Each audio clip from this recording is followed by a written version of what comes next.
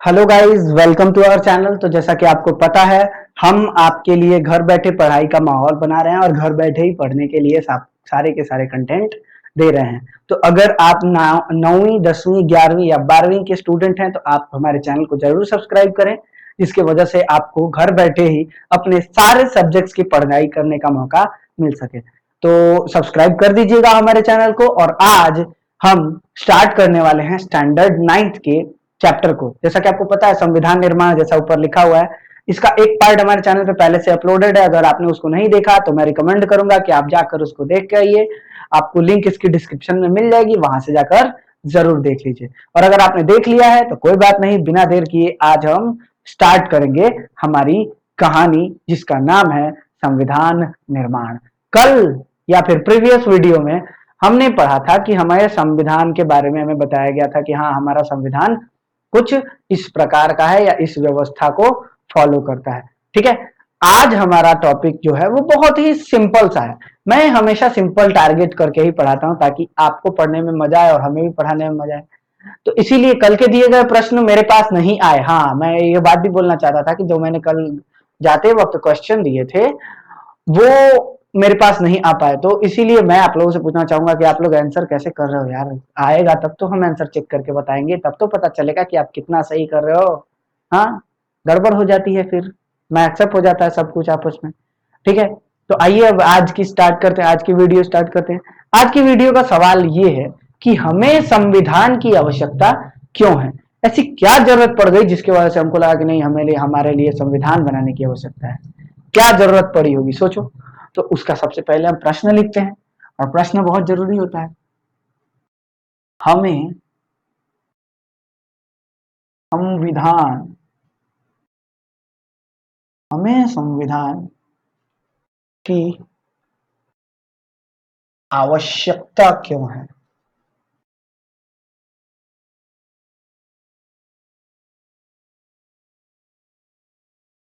क्यों है, हमें संविधान की आवश्यकता क्यों है, यह सवाल है। और इसका जवाब आज हम ढूंढेंगे।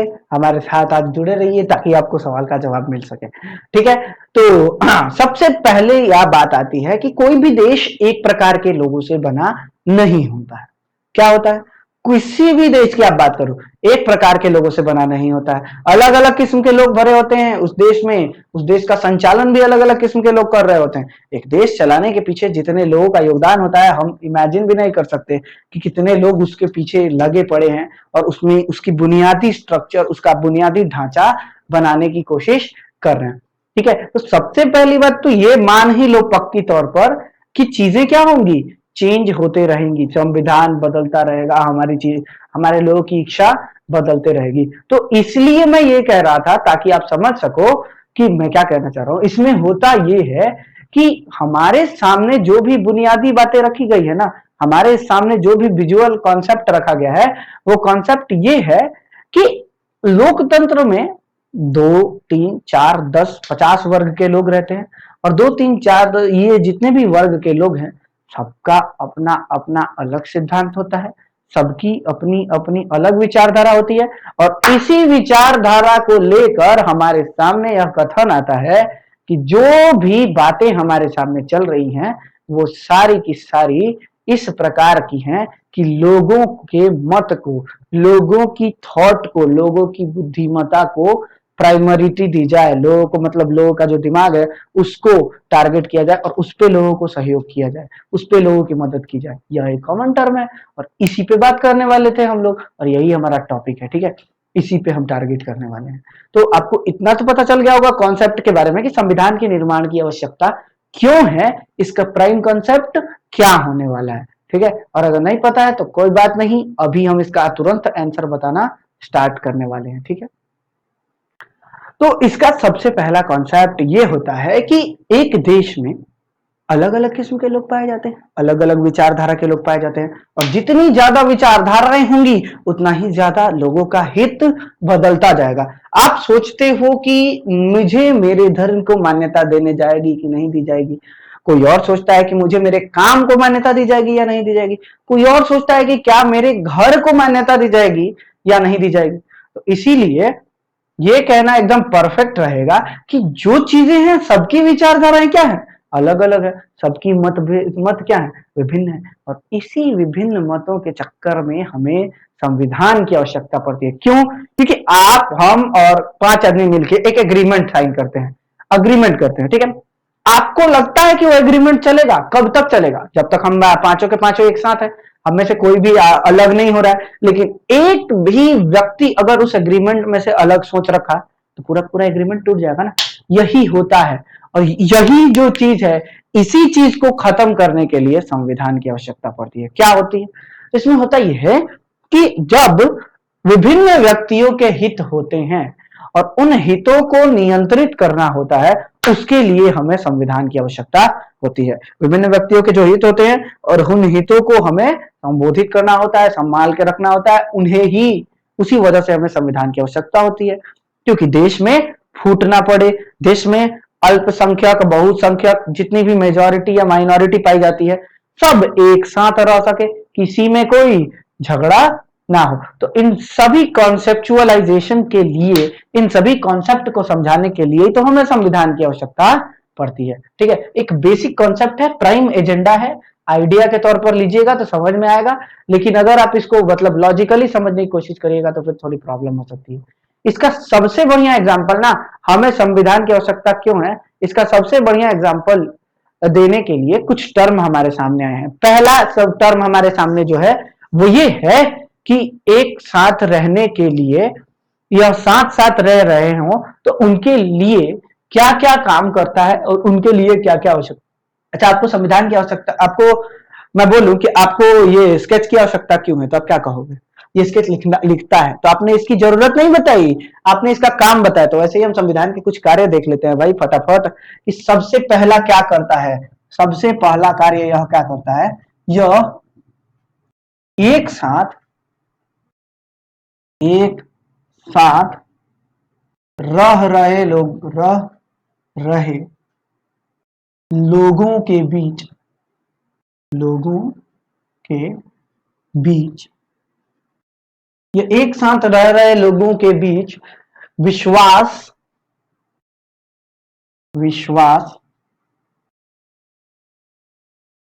भरोसा और सहयोग को प्रोत्साहित करता है,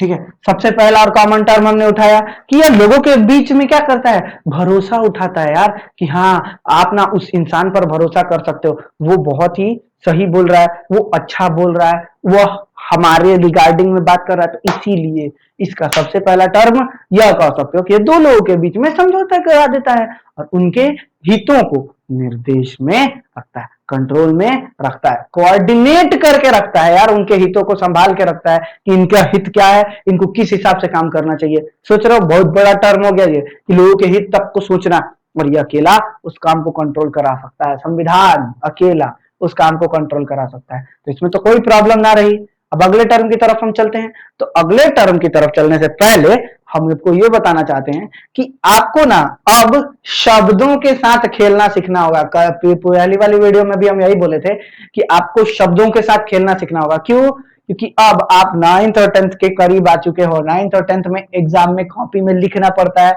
और लिखने के लिए तो भाई शब्द ज्ञान होना चाहिए ना।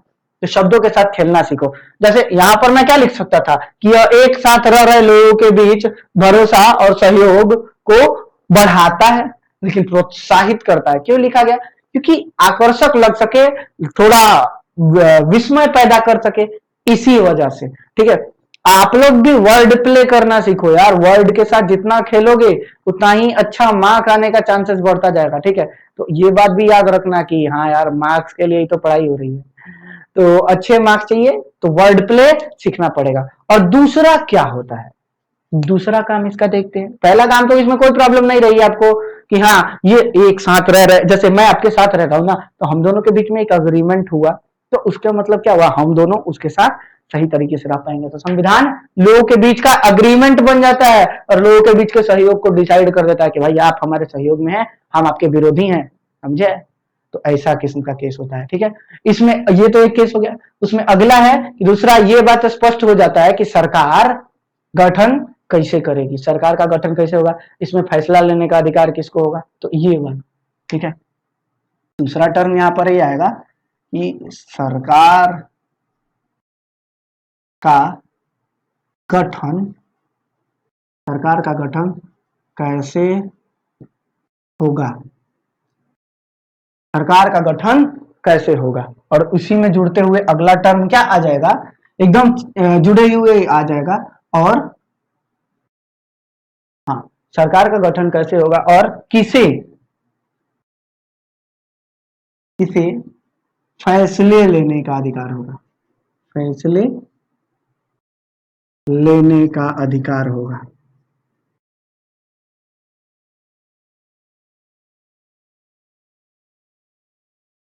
होगा, ठीक है। कॉमन टर्म है, जितना आसान लग रहा है ना उससे मुश्किल है संविधान के बिना इस काम को करना। आपको क्या लग रहा है सरकार का गठन कैसे होगा, 5 आदमी को बुलाइए, बैठाइए, सरकार चुन दीजिए, काम हो गया। नहीं, जितना आसान बोलने में लग रहा है ना उससे मुश्किल होता है संविधान निर्माण के बगैर सरकार बनाना। हजारों देश पहले जो थे, हजारों देशों की संख्या थी, 1000 देश थे, बोल सकते हैं, कोई बड़ी बात नहीं है, क्योंकि छोटा छोटा राजा भी खुद को देश बोलते थे, ठीक है। तो हजारों देशों के बीच में संविधान निर्माण कराना और मतलब राज्य चलाना कितना मुश्किल होता होगा। इसी वजह से सरकार का गठन कैसे होगा, डिसीजन ने ले दिया, संविधान में लिख दिया गया है। क्या जनता चुनेगी, क्या अपॉइंट किया जाएगा, क्या वो अपनी मर्जी से पावर में आ सकता है, क्या किसी को मारकर गद्दी हथियाई जा सकती है, इन चीजों के हिसाब से सरकार का गठन कैसे होगा इसमें क्लियर लिखा रहता है। और अगला ही जुड़ा हुआ लिखा है कि किसे फैसले लेने का अधिकार होगा। इस जगह पर, इस देश में फैसले कौन ले सकता है, आप लीजिएगा, हम लेंगे, कौन लेगा फैसले, इस बात का डिसीजन भी इसी के चलते होता है, इसी के अंडर होता है कि हाँ फैसले कैसे लिए जाएंगे, ठीक है। तो ये कॉन्सेप्ट क्लियर है, इसको सिंपल टर्म में लेके चलना है, ठीक है। मुश्किल बिल्कुल मत करिएगा, हार्ड जितना करिएगा उतना प्रॉब्लम आपको होगा, तो घबराने की बात नहीं। अगले टर्म की तरफ हम आते हैं। अगला टर्म हमारे सामने आता है। अगले टर्म में आप ये आएगा कि ये डिसाइड करता है कि सरकार की के जो अधिकार है उनकी सीमा का निर्धारण करता है, ठीक है। यह सरकार के अधिकारों की, सरकार के अधिकारों की सीमा निर्धारित करता है, निर्धारित करता है, ठीक है। यह डिसाइड करता है कि सरकार के अधिकारों को निर्धारित करता है। और बहुत ही इंपॉर्टेंट तौर पर कि क्या कर लेंगे आप, हाँ, अगर आप सरकार में हैं तो आपको ये राइट दिया जाएगा कि आप क्या क्या कर सकते हैं, क्या नहीं कर सकते हैं, निर्धारण संविधान ही करता है। तो हमारे देश में सरकार को कंट्रोल करने का पावर किसको दिया गया है, संविधान को दिया गया है। संविधान में लिखा गया है कि सरकार क्या क्या कर सकती है और उसका सीमा डिसाइड कर दिया गया है, भाई इससे ज्यादा नहीं कर सकती, यही करना है उसको, इसके अलावा और कुछ नहीं कर सकती। तो एक कॉन्सेप्ट ये भी आ गया हमारे सामने, ठीक है। विजुअल कॉन्सेप्ट बहुत ही बढ़िया होता है, इसीलिए इनको लेके चलना होगा, ठीक है। तो ये वाला टॉपिक भी इसमें आ जाएगा, हाँ, सरकार को लेके चलना है, ठीक है। आगे आते हैं। अगला टर्म हमारा आएगा इसके रिगार्डिंग, ये आएगा कि क्या हमें भी कुछ अधिकार दिए जाएंगे, हम इस देश के नागरिक हैं तो क्या हमें ना कुछ अधिकार दिए जाएंगे। तो बिल्कुल यार, यहाँ पर यह भी लिखा रहता है कि यह नागरिकों के अधिकारों का निर्धारण भी करता है, नागरिकों के अधिकारों का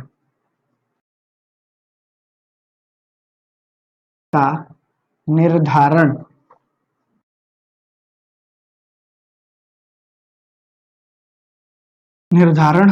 करता है, ठीक है। आप में और हमारे बीच में कितना अधिकार है, कि क्या क्या राइट दिया गया है हमको, क्या क्या राइट आपको दिया गया है, इन चीज का डिटर्मिनेशन यह करता है, ठीक है। और इसी को तो काम का प्राइम दिया जाता है, ठीक है। इसी को सब कुछ कहा गया, यही तो चीज है, एक कॉमन कॉन्सेप्ट है जिसपे पूरा का पूरा हमारा बेस डिपेंडेंट होता है, पूरा का पूरा कॉन्सेप्ट डिपेंडेंट होता है। ठीक है, ये चौथा टर्म था।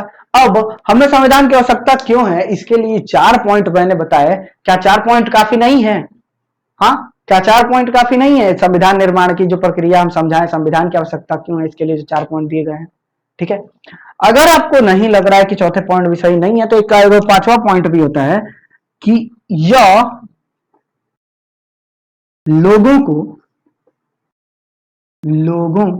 को बेहतर शासन की सहायता करता है। ठीक है, तो यह भी बात हो गई कि लोगों को डिसाइड कराने में मदद करता है कि भाई आपका हमारा जो शासन है किस हिसाब से चलेगा, उसके पीछे की फंक्शनैलिटी क्या होगी। इतना सिंपल टर्म में बता दिए हैं पूरा का पूरा कॉन्सेप्ट, जिसमें संविधान का एक कोर निकाल के दिए हैं कि हमें संविधान की आवश्यकता क्यों है। हमको तो लगता है कि इस वीडियो का नाम ही हमको चेंज करके कर देना चाहिए था कि संविधान की आवश्यकता क्यों है, इसको काट के निकाल के डाल देंगे तो बहुत चलेगा, लेकिन कोई बात नहीं, ये एक टर्म था जिसको पूरा क्लियर कर दिया गया है संविधान की आवश्यकता क्यों है। तो ये कुछ कॉन्सेप्ट है, उतार लीजिए या स्क्रीनशॉट ले लीजिए, आप लोग मॉडर्न हो गए हैं तो स्क्रीनशॉट ले लीजिए। ठीक है, तो आइए अब हम आते हैं संविधान निर्माण की कहानियों पर। 2 कहानी पढ़नी है, एक ही कहानी है, दूसरा तो तथ्य ही है जिसको हम पढ़ेंगे। ठीक है, एक ही कहानी है जिसको हमको पढ़ना है, और उस कहानी का नाम है दक्षिण अफ्रीका की कहानी। ठीक है, क्या है ये? दक्षिण अफ्रीका की कहानी। ठीक है, यहां पर हम हेडिंग डाल ही देते हैं, दक्षिण अफ्रीका। जैसा कि आपको पता ही है, ये अफ्रीका महादेश का एक देश है दक्षिण अफ्रीका। यहाँ पे क्रिकेट टीम बहुत ही फेमस है, आपको पता ही होगा, तो इसके बारे में तो लगभग आपको मिनिएचर जानकारी होगा ही। तो अब माइक्रो जानकारी से पूरी दुनिया की जानकारी बढ़ाना शुरू करते हैं। ठीक है, तो असल मायने में जब पूरी दुनिया पर यूरोप के देशों का राज हुआ करता था, तो ऑब्वियसली दक्षिण अफ्रीका भी यूरोपीय देशों का गुलाम था। दक्षिण अफ्रीका भी यूरोपीय देशों का गुलाम था, लेकिन बाकी देशों में जहां अंग्रेज एज अ अधिकारी के तौर पर आ रहे थे या फिर व्यापारी के तौर पर आ रहे थे, वहीं दक्षिण अफ्रीका में आने वाले अंग्रेज जमीन खरीद कर वहां पर बस चुके थे, वहां पर देश के अंदरूनी भागों तक जा चुके थे और अंदर तक जाकर बस चुके थे। ऐसा कहा जाता है कि लगभग बहुत ही ज्यादा संख्या में वो पहुंच चुके थे, बराबर तो नहीं बोल सकते, लेकिन बहुत ही ज्यादा संख्या में अंग्रेज वहां पहुंच चुके थे। भारत से अंग्रेजों को निकाला जाना या फिर भारत से अंग्रेजों को मतलब वो बाहर करना, निष्कासित करना आसान था। क्यों आसान था? क्योंकि भारत में उनकी संख्या लिमिटेड थी, कम थी, इसी वजह से भारत जैसे देश से उनको निकालना आसान था। लेकिन अफ्रीका में यह कहानी थोड़ी दूसरी ही थी। अफ्रीका में यह कहानी ऐसी थी जिसके वजह से वहां पर शासन व्यवस्था भी चेंज हो गई थी। जैसा कि आपको पता है, अफ्रीका महादेश में राजा रूल किया करते थे, और जब ये अंग्रेज लोग वहां पहुंचे तो उन्होंने वहां पे राजतंत्र को चेंज कर दिया और उसके बदले में अपने राजाओं की व्यवस्था को लागू करवा दिया। जैसा कि आपको पता ही है, वो धीरे धीरे अपना पैर जमाते थे और जमाकर अपना राज्य निर्माण कर लेते थे। ठीक है, तो राज्य निर्माण करने के लिए इनकी जो सबसे प्राइमरी पर्पस होती थी, इसके अंदर ये डिसाइड होता था कि राज्य निर्माण कैसे होगा। उस प्रक्रिया में यह बात डिसाइड की जाती थी कि कौन से तथ्य राज्य को प्रमोट करेंगे, और उन्हीं दिनों राज्य को प्रमोट करने के लिए एक बहुत ही छोटा सा तथ्य उठाया गया, और वह था अपना डोमिनेशन, यानी सर्वोच्च प्रभाव स्थापित करना। सर्वोच्च प्रभाव स्थापित करना, अफ्रीका में यह कहानी आज तक चलती आ रही है सर्वोच्च प्रभाव की। इसके अंदर होता क्या था कि अंग्रेज लोग ज्यादातर पावर अपने पास रखते थे। तो ये कोई कहानी अफ्रीका की नहीं बल्कि हर एक जगह की थी। लेकिन जब इन लोगों ने वहां पर अपनी शासन व्यवस्था ले आ ली, जब उन्होंने इंपीरियल ब्रिटेन को वहां बुला लिया, मतलब महारानी का रूल वहां चलने लगा, उसके बाद से असली कहानी की शुरुआत यहां पर होती है। असली कहानी की शुरुआत कहने का मतलब कि उसके बाद से वहां पर एक नई व्यवस्था को जन्म दिया गया, जिसके जरिए ये जरूर ये हमें संविधान निर्माण जैसी चीजों को देखने को मिलेगा, ठीक है। और वो नई व्यवस्था थी रंग रंग भेद, रंग भेद, जिसको अंग्रेजी में कहा जाता है अपार्थेड, अपार्थेड, ठीक है। रंग भेद या अंग्रेजी में जिसको कहा जाता है अपार्थेड, ठीक है। हम लिख देते हैं अच्छे से ताकि आपको प्रॉब्लम ना हो, अपार्थेड, ठीक है। इसमें क्या होता है, रंग भेद के कानून को समझिए सबसे पहले।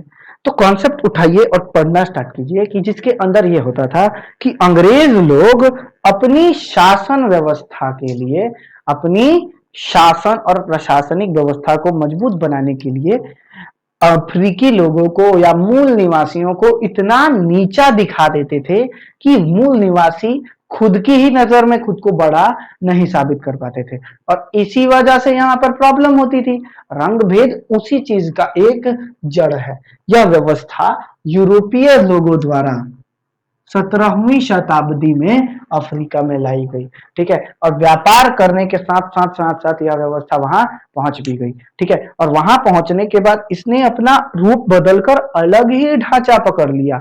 वहां पहुंचने के बाद यह व्यवस्था एक अलग ही स्वरूप को पकड़ ली, ठीक है। अपार्थेड के बारे में हम एक पैराग्राफ का डिफिनेशन छोटा सा लिख देते हैं, ज्यादा बड़ा नहीं है लेकिन अच्छी ही है। यह व्यवस्था यह व्यवस्था 17वीं 17वीं शताब्दी के के यूरोपीय यूरोपीय व्यापारियों द्वारा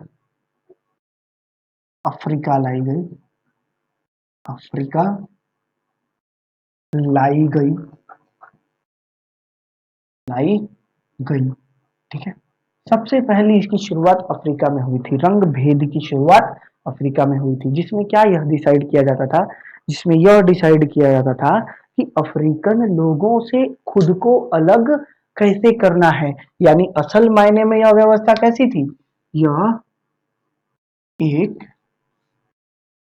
सामाजिक सामाजिक विभाजन की व्यवस्था थी, सामाजिक विभाजन की व्यवस्था थी,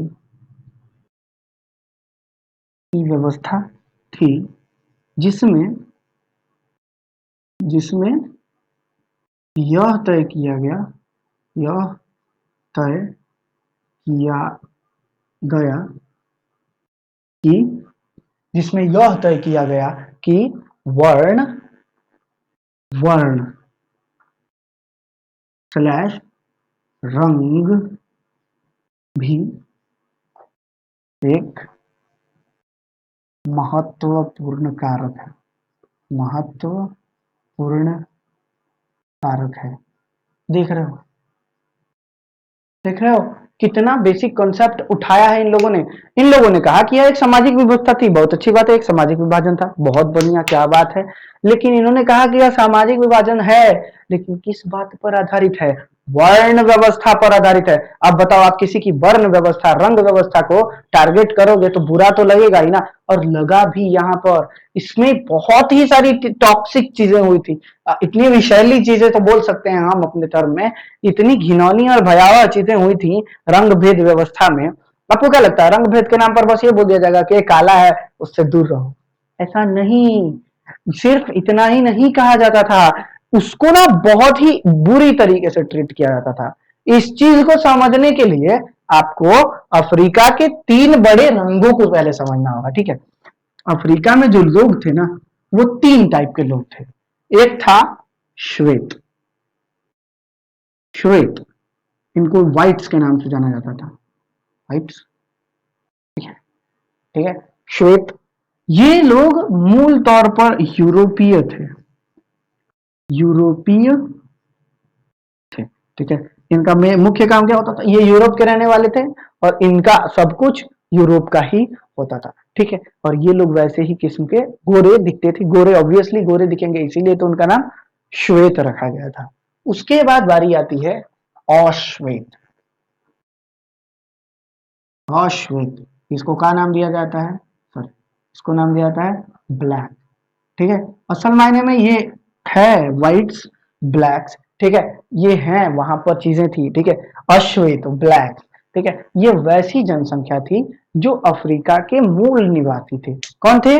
अफ्रीका के मूल निवासी। क्या? अफ्रीका के मूल निवासी। ठीक है, उनके साथ ये लोग रखते थे। ठीक है, उनको ये कहा जाता था अश्वेत या ब्लैक कहा जाता था। और उसके बाद बारी आती थी इन दूसरे वर्ग की, जिसका नाम होता था रंगीन। तो इसका मतलब क्या, ये काले लोग हो गए, ये गोरे लोग हो गए और ये रंगीन लोग हो गए? नहीं, इनका नाम होता था कलर्ड, COLOURED, कलर्ड। असल मायने में यह, इसके अंदर एशियाई महादेश के लोग आते थे। एशिया, एशियाई लोग। ठीक है, एशियाई लोग होते थे। और यह एशियाई लोगों को कलर्ड का नाम दिया जाता था। क्या नाम दिया जाता था? कलर्ड। और ये लोग अपने आप को कलर्ड की तरह ही ट्रीट करते थे। हुआ ये था कि इन लोगों ने इन दोनों लोगों को अपने रंगों से बांट दिया था। इन्हीं के साथ अपार्थेड की व्यवस्था होती थी। अपार्थेड, रंग भेद, बहुत ही ईवल व्यवस्था थी, जिसकी वजह से पूरा सिस्टम चेंज हुआ, जिसकी वजह से संविधान बनाने की जरूरत पड़ी थी। सोचो, तीन अलग अलग लोग, तीन अलग लोगों की विचारधाराएं, मैंने पहले ही कहा था ना, इनकी विचारधाराएं अलग थी। ठीक है, तो इसी वजह से हमें अफ्रीका में ये देखने को मिला कि अफ्रीका में संविधान की निर्माण की आवश्यकता पड़ी। क्यों? एक छोटा सा फैक्टर, रंग भेद, एक देश को संविधान निर्माण जितनी बड़ी प्रक्रिया तक पहुंचा सकता है। तो सोचिए कि कितना इंपॉर्टेंट रहता है एक एक मुद्दा उस देश के हित के विकास के लिए। ठीक है, तो आज की वीडियो के लिए इतना ही रखेंगे हम। अगर अभी तक आपने हमारे चैनल को सब्सक्राइब नहीं किया है तो सब्सक्राइब करो, वीडियो पसंद आया तो लाइक करो, और कमेंट करके जरूर बताओ कि आपको कहां प्रॉब्लम है, ताकि हम आपको बता सकें। ठीक है, हम आपकी प्रॉब्लम को सॉल्व कर सकें। मिलते हैं नेक्स्ट वीडियो में, तब तक के लिए बाय बाय।